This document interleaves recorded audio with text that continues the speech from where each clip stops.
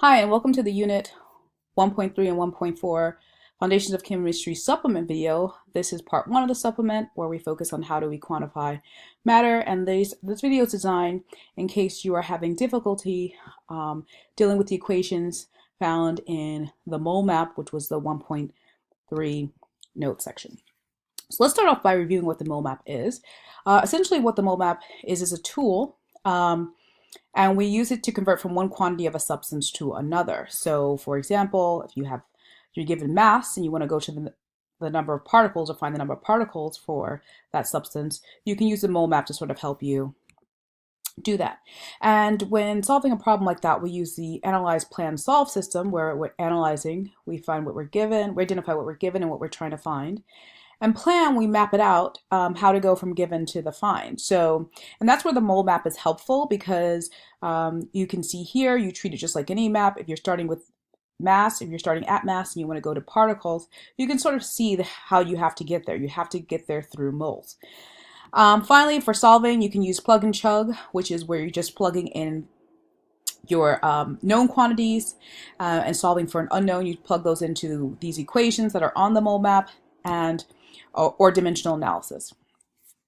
So what we're going to focus on in this video is we're going to focus on the equations that are on the mole map, and specifically the mass and number of particles. In part two, we'll focus on molarity. We will not get to the PV equals nRT equation or the gas equations, and that's because the three that we will focus on will help us for the next unit, and the gas equations will happen a unit after that. So I think it's better we focus on these three.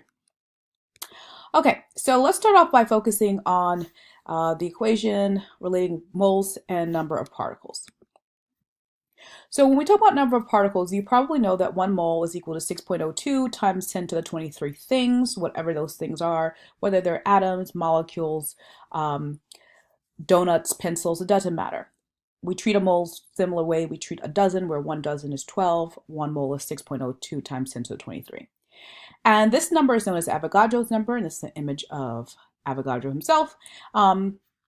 And it's useful because we can count really small substances, like atoms and molecules are really, really tiny. So even in a small sample of matter, you have a lot of them. And it's kind of hard to wrap your head around how large this number is until you sort of write out all the zeros. So this is about 602 hexillion in 1 mole. All right, let's take a closer look at that by presenting this task, because this is a task that a chemist would potentially have to face. If you treat these marbles, like say these molecules were like marbles, right? And the task was to count all the marbles here in this sample. So this is a huge sample of marbles, and you're like, this is a huge task.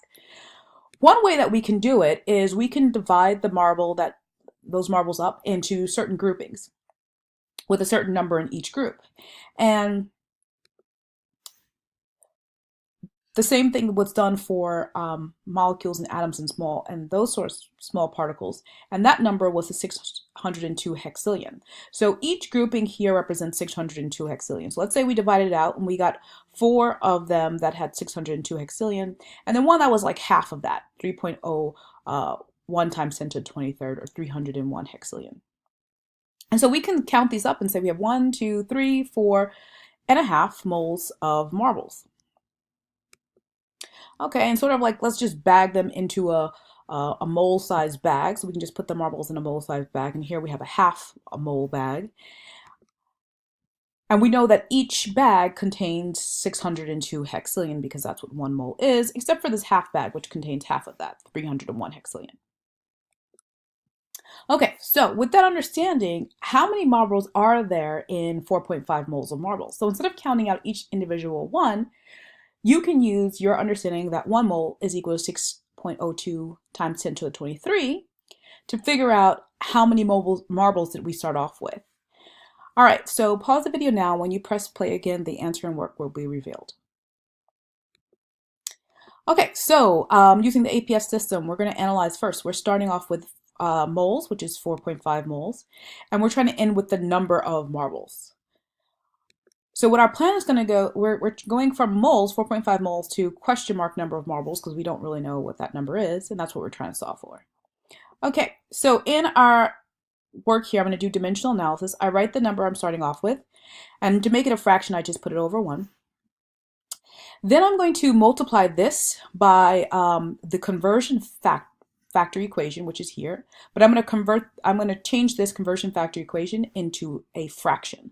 And remember, the units I don't want need to be opposite. So I want to get rid of moles, and I want to keep number of things. So the 1 mole will be in the denominator, and then the 6.02 times 10 to the 23 will be in the numerator. Okay, so once I have that done there, I can cancel out my moles, I do my math, and I get that think back to all those marbles I started off with. That would be 2.71 times 10 to the 24 marbles. Now, in all honesty, there weren't 2.71 times 10 to 24 marbles on the image initially, but it sort of gives you a sense of how we do it. Okay, now you're going to try this CFU using the same process. How many marbles, or how many moles of marbles are in 1.29 times 10 to the 22 marbles? So in this case, I actually counted them out for you. You need to tell me how many moles would this contain, sort of like how many mole bags can I fill up with this? Pause the video now. When you press play again, the answer will be revealed. Okay, so we're going to use the same system again. Let's throw up the conversion factor equation. We are analyzing starting with the number of things. So we are given the number of things, 1.92 times 10 to the 22. We're ending with the moles of marbles. That's what we're trying to find. So my plan is to go from 1.92 times 10 to 22 marbles to question mark moles of marbles. I don't know how many moles. I take the value that I'm starting off with, I'm putting it over 1 to make it into a fraction. And now I'm going to set up my conversion factor equation. So I want to get rid of marbles and I want to keep moles. So what do you think the conversion factor fraction will look like? Right, so moles should be on top, and the 6.02 times 10 to the 23, which represents the number of marbles, will be on the bottom. So that way marbles can cancel out. And then I have my moles there. So that means that if I were to try and take these marbles and put them into a mole-sized bag, I would only fill up about 0.0319 of the bag. Okay. Now that we've seen a closer dive in using the moles and number of particles, let's move on to this part of the mole map, which is the mass and molar mass part of it. So let's talk about mass and molar mass. Essentially what a molar mass is, it tells you the mass for 1 mole of a substance. So let's say we have our mole bag here full of carbon atoms. So we have 1 mole of carbon atoms. What is it going to weigh?